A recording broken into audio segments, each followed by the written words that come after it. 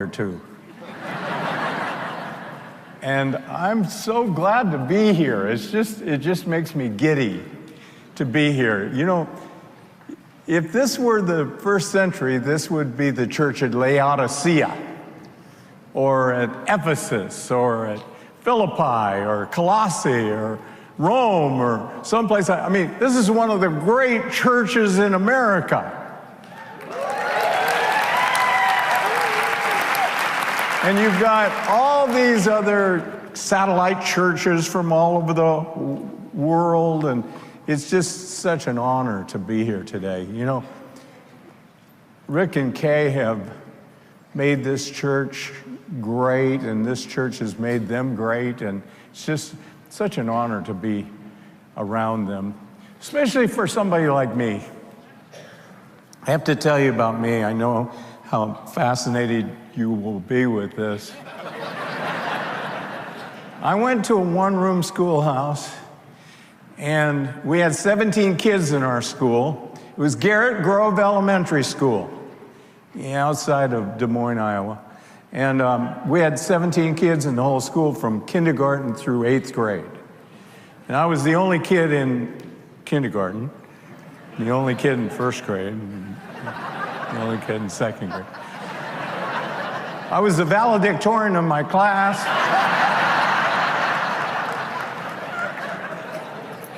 I also was called in one time because I was at the very bottom of my class. But coming to a church like this, you just you say, don't make any mistakes. This is a high-class church. You are one of the great churches in the country. This is not like Garrett Grove. And I'm sort of reminded of this man that I used to teach with at the Graduate School of Psychology of Fuller Theological Seminary.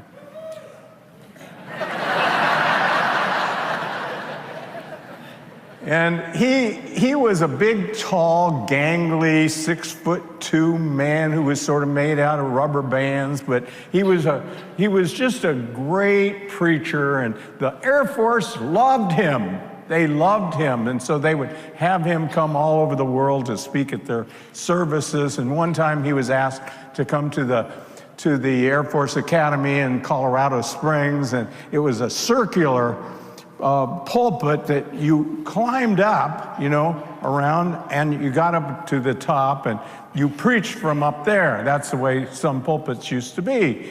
And his wife told him to be careful toward the end of his sermon. When he got really passionate in his preaching, his shirt tail came out. And she said, it looks really bad with all those cadets looking so perfect, so be careful of that. So he was up there, and he said, I just preached with my left hand. And he said, with my right hand, I tucked.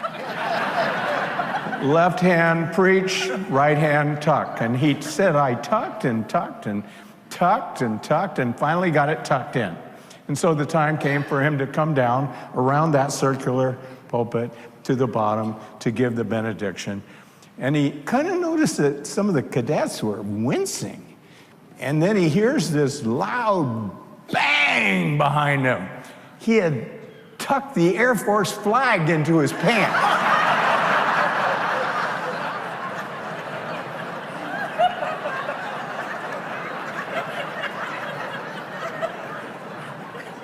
So I looked around today to make sure there weren't any flags. I have 5 points that I want to make today in this sermon. If you really want to, you can find the love of your life.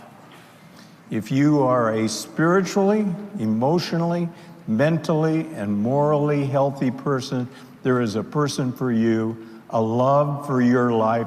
I don't care how many times you've tried before. If you are a spiritually, emotionally, mentally, and morally healthy person, there is a love for your life. Keep your hope strong. Now, many of you are here and you've already found the love of your life, but sometimes they vary a little bit in how much they're the love of your life, right? And you kind of wish sometimes that you could go back to the wedding day and sort of start there. But you can get that love higher and higher. You can maximize that love. And we're going to talk about that today. But if you're here and you've never been married, or you're not married now, and you want desperately to find the love of your life, I'm here to tell you there's great hope for you. I'm excited about that. There's great hope for you. I know more about that than maybe anybody else in the country, because we've had 1 million people get married. No, not 1 million people, 1 million marriages on our site, 2 million people, and our divorce rate is 3.86%.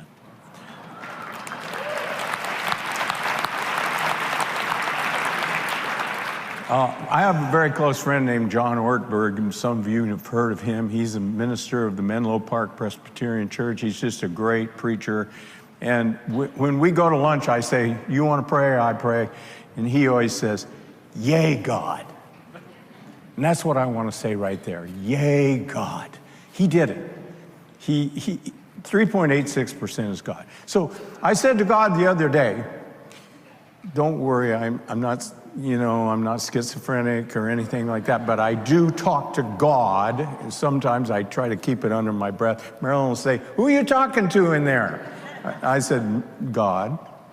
And I said, "God, how about 0? How about 0%? And then how about great marriages? We want great marriages." And you can have a great marriage, and you can have a marriage if you are, what did I say? Spiritually, emotionally, mentally, and morally healthy person. Number 2, finding the love of your life is an awesomely complex task.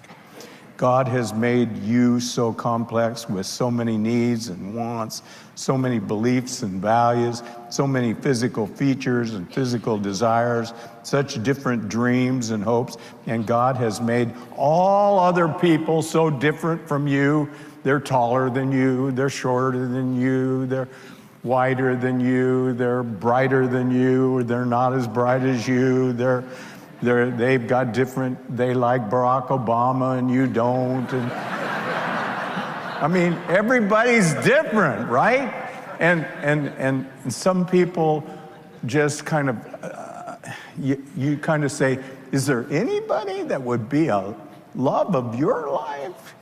And there's a love for their life. I've watched it over and over. I sat back here between the services, and people came back there, and they found each other in eHarmony, and I'm just so pleased about that. It makes me nervous to talk about eHarmony, because I know that there's some of you who have had a bad experience on eHarmony, and we fail so many people and all that, and I just kind of have to ask sort of blanket forgiveness for the places we failed. But we're trying really hard to lick one of the biggest problems in America. Between 1945 and 1975, the divorce rate in America went up 300%. 300%. We had divorces happening everywhere, and some of you know you've been through some of that. 15.5% of all marriages in America today involve at least one person who's been married 3 or more times. Now, what's the reason for that? Well, I can tell you what I think the reason is. The reason is that nobody's ever tutored us on how to pick a person to be married to us. It's complex. It's really hard. My mother used to say, I'd say, "Mom, how will I know when I found the right person to marry?" And she would always say, "You'll just know." Well, thank you very much. And she seemed to have 3 ideas about what would be good for me. I should be taller than the girl, and I should be a little bit older than the girl. And if she's not a member of my religious denomination, then she should be willing to switch. If you get those 3 right, you got it, right? And the fact is that I've never, in 55 years of being married to Marilyn, had a single fist fight to protect her, so I didn't need to be so big, like I am not. And number two, it would have been a lot better if I had been about 9 years younger than Marilyn, because I'm going to die 9 years sooner than she is. Wouldn't it have been better if we could have died about the same time? She's going to be one of the little old ladies from Pasadena. For 9 years, it would have been better if I had been younger than she was. And then the third thing is, she did become a part of our denominational group, and then we switched and became a part of her denominational group, and then we switched and went to an interdenominational group, and then we went to a non-denominational group. I think that's kind of what you are. I know you have Southern Baptist roots and all that, but a lot of you people have gone to different denominations. So that's not a very good one, but there are a lot of really good ones. Let me tell you what the most important good one is. That you be in a right relationship with your God. If you get into a right relationship with your God, do you know that that's the definition of righteousness? That you have a right relationship with God. You get into a right relationship with God and the other person gets into a right relationship with God, you've got the biggest one taken care of right there. So that's number one. Because if you get into a right relationship with your Maker, you will be into a right relationship with yourself. And if you're in a right relationship with yourself, your wife or husband doesn't have to make you right. I mean, you're right already. You're right. It's okay. And if she says, I'm voting for Barack Obama, you don't go crazy. Because you don't have to have her be exactly like you for you to be okay. You're already okay. And if she says that she's voting for Jeb Bush or somebody else, you don't go crazy either. I mean, it's okay. They don't have to be just perfect in order to make you okay. You're already okay. Right? Because you're in a right relationship with yourself, because you're in a right relationship with your Maker. That's number one. And then number two is, well, let me tell you this story. It comes from Genesis, the 24th chapter. I just love this story. It's about Isaac and Rebekah. Do you remember that story? And here's the way the story goes. Abraham was becoming an old man, and he wanted a wife for his son, his only son, Isaac, remember? Many of you know this story every bit as well as I do. I should say I did, probably, because my memory seems to slip just a little bit every year. But I know this story pretty well. At any rate, he says to his oldest servant, he said, here's what I want you to do. I want you to go and find a wife for Isaac. And he says, here's what I want you to do. I want you to go down to the land of my people, which was a ways away, because don't forget that Abraham took all of his cattle and all of his servants and all the others up over the Fertile Crescent and into the new land. And he said, I want you to go down there, and here's what I want you to do. I want you to go to the watering hole where the young women are coming at dusk, and I want you to see if one of them, whom you kind of pick out, will give you a drink of water. And if they'll give you a drink of water, find out if they'll give a drink of water to your camels. And so this servant goes down there, and the servant prays before he does anything. And I always want to say right there, if anybody's going to look for a mate for you, you want them to pray a lot, right? I mean, start praying real soon. And he says, O Lord God of my master Abraham, please give me success today and show unfailing love to my master Abraham. He's about to ask whether this woman will give him a drink of water, right? He says, give unfailing love to my master Abraham. See, He's talking to God. See, I am standing here beside this spring, and the young women of the town are coming out to draw water. This is my request. I will ask one of them, please give me a drink from your jug. If she says yes, have a drink, and I will water your camels too. Let her be the one you have selected as Isaac's wife. This is how I will know that you have shown unfailing love to my master. Now listen to this. I love this next line. Before he had finished praying. Have you ever noticed that when you pray to God, sometimes you open your eyes and you say, gee, if I'd opened my eyes sooner, I would have seen that God's already answered my prayer. Before he had finished praying, he saw a young woman named Rebecca coming out with her water jug on her shoulder. She was the daughter of so forth, all these names that are hard for me to pronounce. Rebecca was very beautiful and old enough to be married, but she was still a virgin. She went down to the spring, filled her jug, and came up again. Running over to her, the servant said, please give me a little drink of water from your jug. I don't know if you have ever thought of that as an approach to finding the love of your life or not. Please give me a little drink of water from your jug. Yes, my lord, she answered, have a drink. And she quickly lowered her jug from her shoulder and gave him a drink.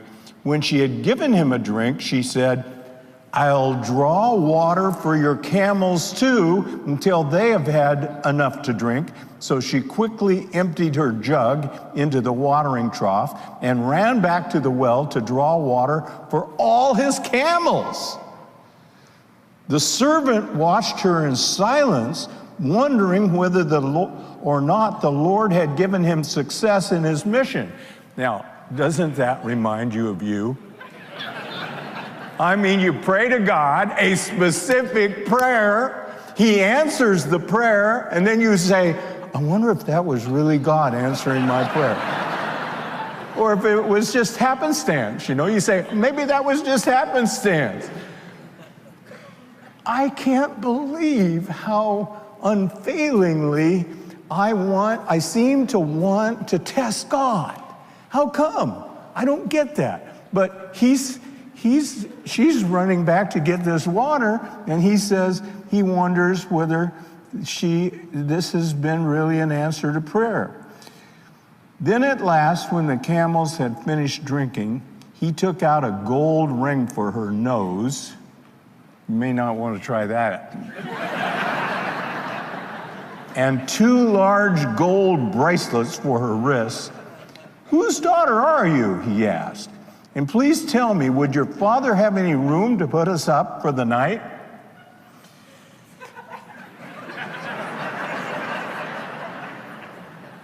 That's just part of the story.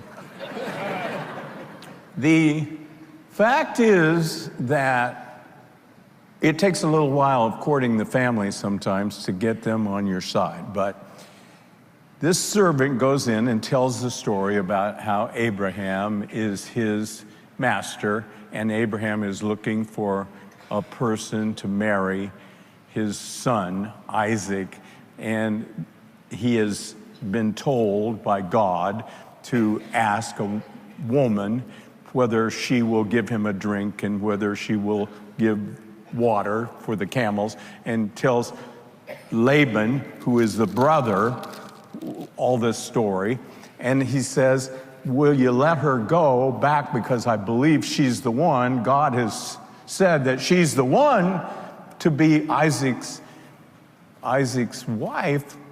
And Laban and his people kind of talk to each other, and you can imagine they kind of wonder, if she is the one. And finally they say, give us 10 days. Give us 10 days to figure out if she's the right one or not. And he says, and the servant says, oh, please, don't interrupt this. This is too perfect. I prayed to God, and he's given us this woman. It's perfect answer to prayer. Please don't hold us up. And so they say, well, tell you what, Why don't we ask Rebecca? Well, now that would be kind of a good place to start. And so they do. They say, we'll call Rebecca and ask her what she thinks. So they call Rebecca. Are you willing to go with this man? They ask her, and she replied, yes, I will go.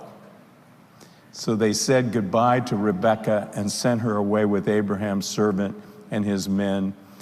The woman who had been Rebecca's childhood nurse went along with her. And this is what I cried about this week as I thought about this. They gave her this blessing as she parted. Our sister, may you become the mother of many millions. May your descendants be strong and conquer the cities of their enemies. That's a story, isn't it? That's a story about finding the love of your life. I've got to read you the end of this. This is what I always say to Marilyn. I say, Marilyn, just a minute. She's reading her paper, and I'm trying to keep her attention on me. And I say, just a minute, let me read you this last part. Then Rebekah and her servant girls mounted the camels and followed the man. So Abraham's servant took Rebekah and went on his way. Meanwhile, Isaac, whose home was in the Negev, had returned from, another one of those words, one evening as he was walking and meditating in the fields, he looked up and saw the camels coming. When Rebekah looked up and saw Isaac, she quickly dismounted from her camel. Who is that man walking through the fields to meet us? She asked the servant, and he replied, it is my master. So Rebekah covered her face with her veil to show respect. Then the servant told Isaac everything he had done. Now, this verse will really touch you, I think. And Isaac brought Rebekah into his mother, Sarah's tent, and she became his wife. He loved her deeply, and she was a special comfort to him after the death of his mother. Is that a great way to find the love of your life?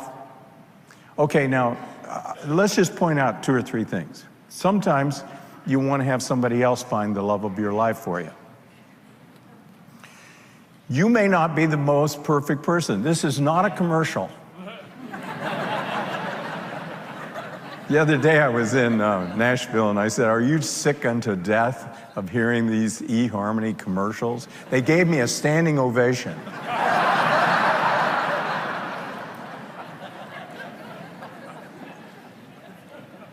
But sometimes we get a little too bent on certain ideas, and we don't keep enough perspective on all of them. We've come to the conclusion there are 29 variables you have to look at to get the right person selected for the right person. And getting this 3.86% divorce rate down from 40 or 50% to 3.86, if we're ever going to get it down to 0, we're going to have the wisest people we know helping us with this, right? Because if you women are like I think you might be, George Clooney comes along and asks you to marry him, you don't even try to find out about his intelligence. And some of you men, you have some woman who, I happen to be proud of the fact that Meryl Streep is my favorite woman actress, but, if Meryl Streep came along and, wanted to marry me, I suppose, no, I weren't married. I wanted to add that really fast. I suppose I might be kind of taken by that, but the fact is that Abraham didn't go down to his people to find this woman to be his son's wife. Sometimes you need the help of the community, the help of your community. Your community, nobody has modeled this better than Rick and Kay in terms of your community is the world. Get the community of people who have values like yours to help you find the love of your life. That's one thing. Second thing, pray passionately to God. Pray passionately. I haven't the slightest idea as a psychologist why prayer works. You don't either, I don't think. You don't know exactly why it works.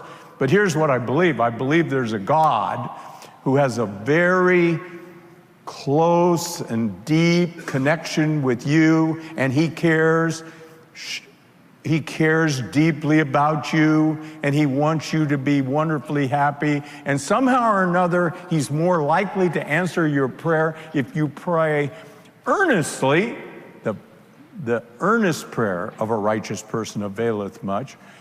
He really cares about that, and he answers your prayer. So pray passionately. That doesn't seem too hard, does it? I mean, to pray for that? I mean, pray with all your heart. The third thing that kind of impressed me is that when he found this woman, Rebecca, he immediately seemed to know that she was the right person for him, and he wanted to share her with the person that maybe meant more to him at that time than anybody else, his mother. And I say all the time, you know, I ask people who are really great people, I say, tell me about your mom. I mean, do you know you women have such a hold on all of us? I mean, we're in your womb for 9 months. You're having all kinds of influence on us before we ever see anybody else. So you've got a massive, and we know, by the way, that there's all kinds of prenatal learning going on in there. So the fact that he wanted to take her right into his mother is a good thing. You always have to be careful, though, not to let a mother that has a few problems, you know, wanting to control the whole situation, to take your control away. But it's such a lovely thing when he took her into to see his mother. You want to share her with your family. Well, let's jump over to another way of choosing the love of your life. You remember David? How could you forget David? David had a couple of wives, and then he gets his binoculars out. I don't know if they had binoculars in those days, but he stands out on the top of his hut and it looks out over the village for the women who are sunning in the village, I guess. I haven't looked at that for quite a while, and that may have been the way that I saw it when I was 13. But that's what I think he did. I think he looked out over. And he sees this one woman who was very beautiful, and her name was Bathsheba. And he said, there is the love of my life, right there. And they said, well, she's married already. He said, well, bring her over here. I want to at least meet her. You know, that's always the start of trouble, when you want to at least meet her. And he finds out that she has a husband, and I wonder how many of you today can name that husband for me. Uriah, you're right. And so he still has, and the Bible just tells the truth, he has intercourse with her, and God had a hard time with David over that one. And then he did the worst thing of all. He called Uriah's officers in and said, send him to the front of the line. And they did, and Uriah was killed so that David could have Bathsheba. Do you want to find a love of your life that way? Wow. I mean, that just strikes me as the height of sadness and awfulness and evil, that you would want something yourself so bad, so selfishly. So we come to the New Testament, and the first thing we read about is in John, the 2nd chapter, when Jesus went to the wedding feast in Cana of Galilee. Do you remember that? And his mother was with him. And she says, they run out of wine. And so his mother says to the servant, just have my son over there just have him turn the water into wine. And he says, well, I haven't come into my power yet. Now, here we have one of the first encounters between a strong mother. I'm not going to say anything else about that too much, but a strong mother and a son who wants to be a good son. And she says, no, just bring the pots over there full of water and he'll do the rest. Well, first of all, it's interesting, isn't it, that Jesus was at a wedding feast in Cana of Galilee with his people when he had so much to do. Do you understand how little time Jesus had to do things on this earth? He was only here parts of 3 years, which may have been as little as about a year and a half or so, because they measured the years in parts. So he had a very short time, and he and some of his disciples were there. And so they bring the water into him, and he turns the water into wine, which was his first miracle, right? His first miracle was at a wedding feast. That's sort of touching to me, that Jesus blessed marriage that way. He was not married himself. None of his disciples were married, as far as we know, except for Peter. That's right. And boy, some of you have really studied the Bible. And Jesus, though, turns that water into wine. And what does the wine steward say? The wine steward says, this is odd. Usually you use the best wine first, and then later you use the lousy wine, but here you use the lousy wine first, and now you using the best wine last. I mean, whatever Jesus did was done with class.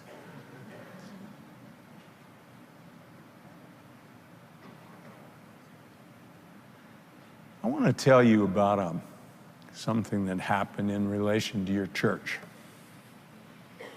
So we're just getting eHarmony started, and there was a guy who was on the ministerial staff here at this church. His name was Lee Strobel.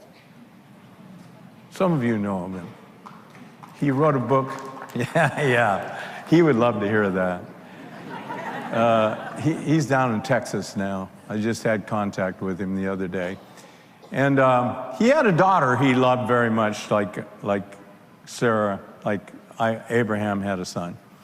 And her name was Allison Strobel, and she got on eHarmony. And I was so excited when I saw that she got on eHarmony.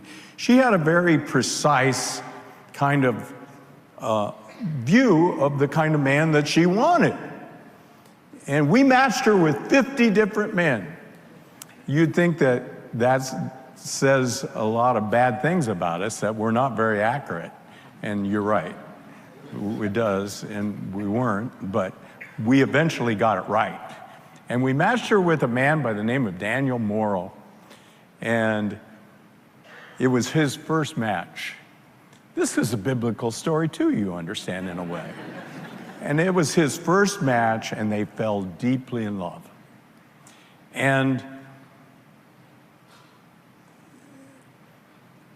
they got married. So they invited us to the wedding. We came to the wedding. It was over here someplace.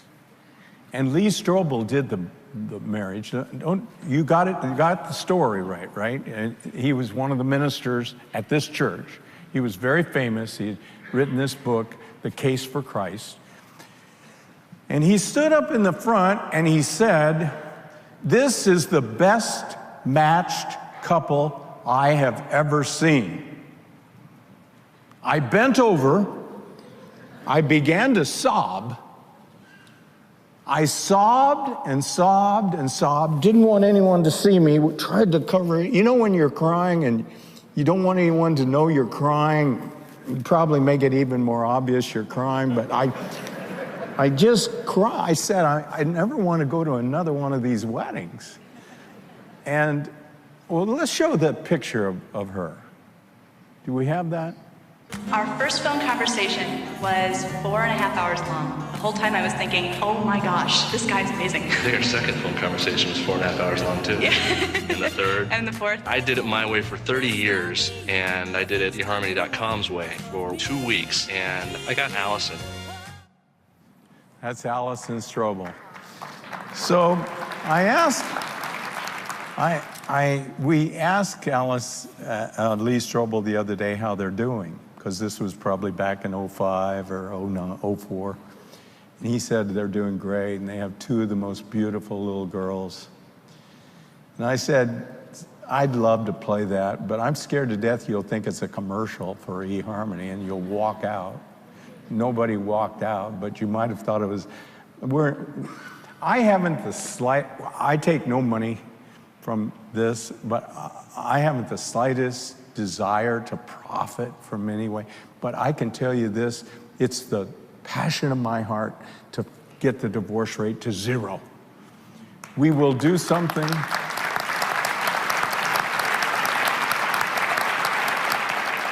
We will do something wonderful for the children of the world if we can get the divorce rate to 0. To do that, we think we need something called broad-based compatibility. Everybody's grown up in a different place with a different mom and different dad and a different set of values and all the rest. We got to find the one person for you. We have a commercial on right now, and the lady says, I'm on 17 different dating sites. And I say, is one of them eHarmony.com? She says, no. She says, I don't want to answer all those questions. And I say, do you want, how do I say that? Do you want something that lasts forever, or do you want something that's fast? And that commercial has done so well in pulling people in. I just want to say to people, I don't care what it takes. You get the right person to marry, and you'll have something so great for yourself. And I tell you what you have to have. You have to have about 29 variables. Let me tell you how we came to that. We took 5,000 married people, and we said, let's see how good their marriages are. 5,000 married people from across America. We said, let's see how good their marriages are. So we tested their marriages, and about a quarter of the people had fabulous marriages. Fabulous. About a quarter of the people had pretty good marriages. About a quarter of the people had not very good marriages. And about a quarter of the people had miserable marriages. So we took the top group and we took the bottom group and we compared them on very sophisticated factor analytic tests to find out what are the variables that determine whether you'll have a great marriage or one that's miserable or very difficult. And we found 29 variables. And we can tell you specifically what those 29 variables are. And now what we say is, we think that everybody ought to have an opportunity to have a great marriage. Somebody showed me a sign the other day that says, 90% of your happiness or misery in life will depend on the person you marry. I'm not putting anybody's marriage down right now, and I'm not putting anybody's marriage up, but I'm trying to say it's so important who it is you wake up with every morning, and who it is you go to bed with every night, and who it is you spend time with, and all the rest. Find the love of your life in a way that it will be wonderful for you for as long as you both shall live. For as long as you both shall live, I, Neil, take you, Marilyn, to be my wife.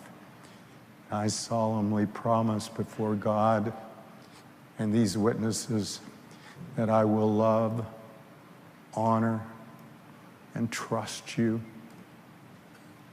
Wow, when you take those oaths, you're taking such important oaths. And it's a covenant between the two of you and the Lord God Almighty. And you want it to be the right person. So we look for the 29 variables. And you say to me, Neil, I've been on eHarmony and it never worked for me. I say, I know. It doesn't work sometimes for people. And sometimes it works wonderfully well. And we're trying to get it so it works for everybody, but we're not so great at it yet. But we're better than if you try to do it by yourself. And we're better than if you let the movie industry do it for you. You're better than if you let George Clooney do it for you. You're better than a lot of us. We're better. You get my point. Well, I have one other story to tell you. So my dad and mom were married for 70 years. It wasn't a great marriage, but it was a good marriage. I mean, it was a good marriage. They treated each other with great respect, but my dad was brilliant, and my mom was a sweet country girl. And he had picked her, I think, out of a need for safety and not taking a risk. He knew she would be true to him for all of his life. And they didn't talk very much. And my mom was depressed during a part of the marriage. And that was the part when I was born. And my first 5 years, she was really pretty depressed. But then they worked it out, and I left, and they got better. And so here they were married for 70 years. My mom had been 17 when they got married. My dad was 19. And so he was 89, I guess, when she died. And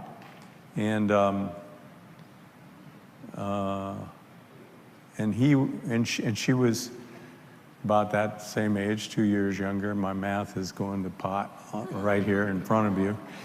And he prayed to God that God would let him die on the 1 year anniversary of her death. He prayed passionately to God. And he told me about it. We had put him in a nice condominium in Long Beach. And I didn't think much more about it. You know, my dad was like Abraham. It struck me as a little kooky sometimes. I'm a psychologist, you know, and I'm supposed to, you know, not go for any of that kind of stuff. And so one night he calls, my secretary says, "It's your dad." So I said, "Oh yeah, put him through." I was in between patients, and I said, "Hi, Dad, how are you doing?" He said, it's dusk. And I said, "What does that mean?" He said, "Well, I don't think I'm going to die today." I said, "Help me to understand that." And he said, "Well, you know, I told you that I prayed passionately to God." He said that he would take me on the 1 year anniversary of your mother's death. And he said, "I went in, took my shower today, and I got my best clothes on." And he said, "I've been sitting here in my chair waiting for it to happen." And he said, "I feel just as good as I did this morning." And so I said, "Well, what do you think?" He said, "I think I need to do something else." He says, "I don't think he's going to take me home." I said, "Well, what do you think you need to do?" He lived next door to the church, so I thought maybe he needed to go over and help the janitor of the church, you know. I mean, here he was 91 or something, and maybe he needed to help the janitor at the church. And he said, "Well, there are a couple of things, I don't know if I've told you." He said, "The first thing is that I have been so lonely. I said, I know. It's really hard when you lose your mate of 70 years. And he said, yeah. He says, it's really been hard. I've looked forward to this 1-year anniversary when I could die. I said, what's the second thing? He said, well, I don't know if I've ever told you. He says, but I've got such a strong sex drive.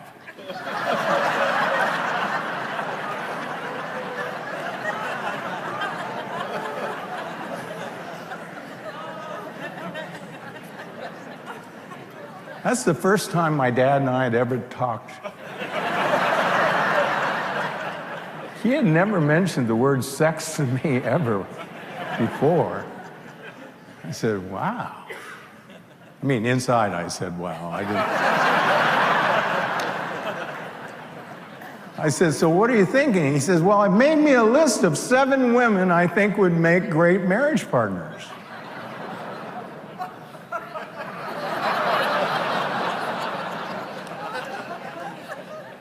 I don't know if you've ever had your 91-year-old father talk to you about his list of possible marriage partners or not, but I wasn't ready for that. I said, well,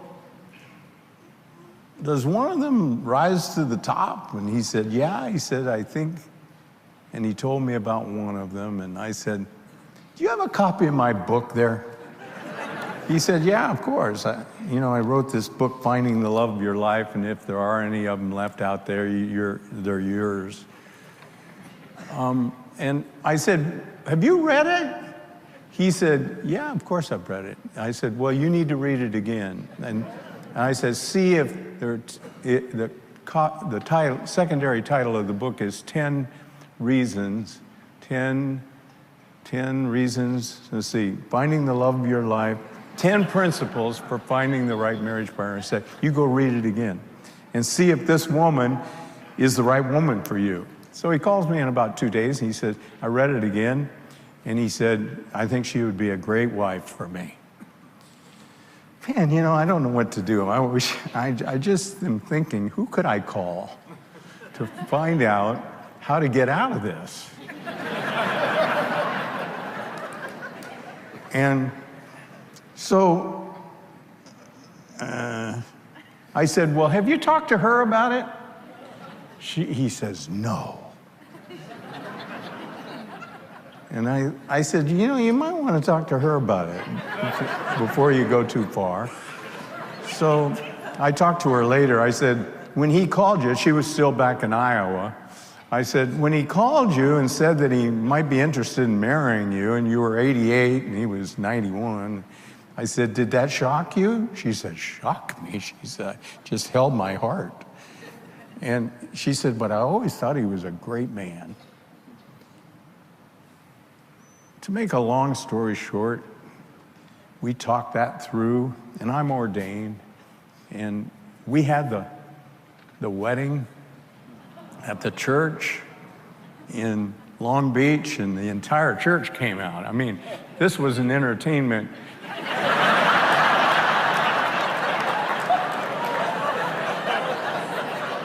Event that no one wanted to miss. I heard this young man in the kitchen as I was kind of strolling, kind of going over my remarks, and I heard him say to his friend, you can't believe what's happening down here. He said this old. He said it 5 times. It really hurt my feelings. He said, this old man is going to marry this old woman.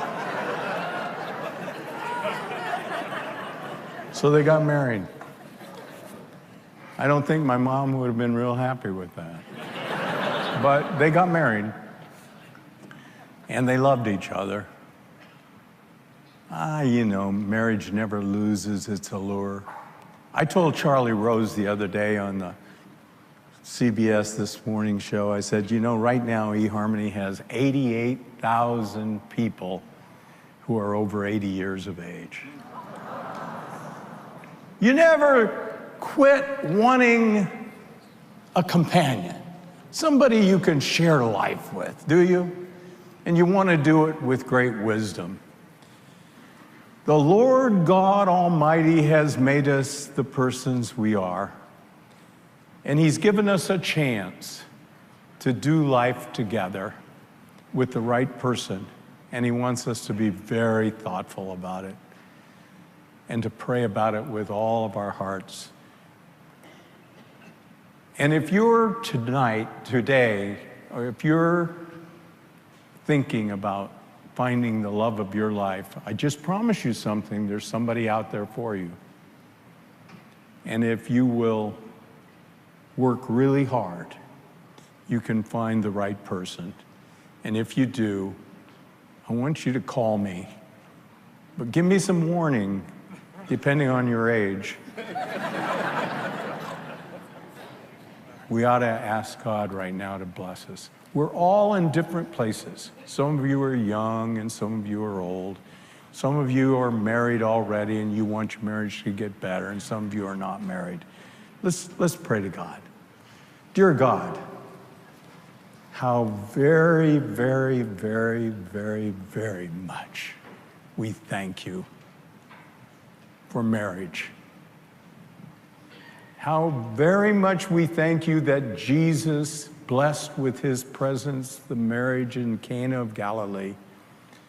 How very much we know that you have thought about marriage through all of your creation, and how much we thank you for that.